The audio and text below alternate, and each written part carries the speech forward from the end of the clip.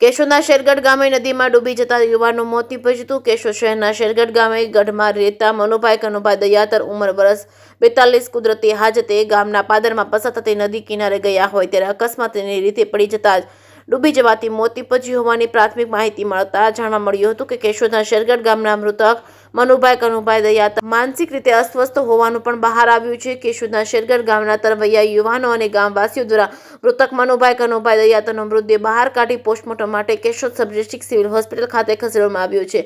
કેશોદના શેરગઢ ગામે માતા પુત્ર એકલા જ રહેતા હતા અને મૃતક મનુભાઈ કનુભાઈ દયાતર માનસિક અસ્વસ્થ હોય તેની સાર સંભાળ એમના બનેવી રાખતા હતા. કેશોદ પોલીસ દ્વારા આગળની તપાસ હાથ ધરવામાં આવી છે. કેશોદના શેરગઢ ગામે આવેલ મંદિરની આસપાસ નિયમિતપણે મૃતક મનુભાઈ કનુભાઈ દયાતર વધુ પ્રમાણમાં સમય પસાર કરતા હતા. બપોરના સમયે કુદરતી હાજતે જતા પગ લપસી જતા અકસ્માતની ઘટના બની હતી. શેરગઢ ગામના મૈયારા ક્ષત્રિય સમાજના પ્રમુખ મહેન્દ્રસિંહ ઉર્ફે મોહનભાઈ યુવાનો સાથે દોડી આવ્યા હતા. મૃતદેહ બહાર કાઢી Keshod sub district civil hospital ખાતે લાવવામાં આવ્યા હતા. કેશોદના શેરગઢ ગામે આશાસ્પદ યુવાનો આકસ્મિક મૃત્યુ થતા શોકનું મોજું ફરી વળ્યું છે. જે કેસની ગુજરાતી સાથે રાજુ પંડ્યા, કેશોદ.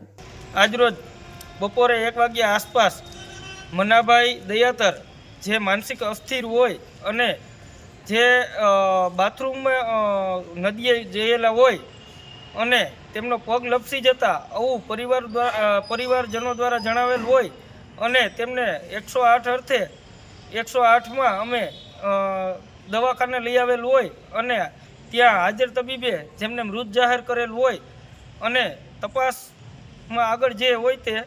ભાઈ દયાતર, રહેવાસી શેરગઢ. હું ખેતી ધંધો કરું છું. જે અત્યારે હું આવેલો ખેતરે અને મને એક ગામમાંથી ફોન આવેલો કે તમારા બાપાના દીકરા નદીમાં પડેલ હોય એવી શંકા છે.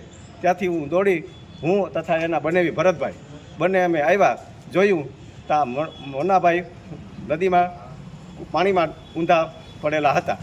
પછી ગામની લોકોની મદદથી અમે એમને બહાર કાઢ્યા અને દવાખાને લઈ આવ્યા. દવાખાને હાજર ડૉક્ટરે તેમને મૃત જાહેર કર્યા હતા. તો પોતાની થોડીક માનસિક નબળાઈને કારણે આવું હોય અને બાથરૂમ ગયેલા હોય નદીએ એવી શંકા ખરી.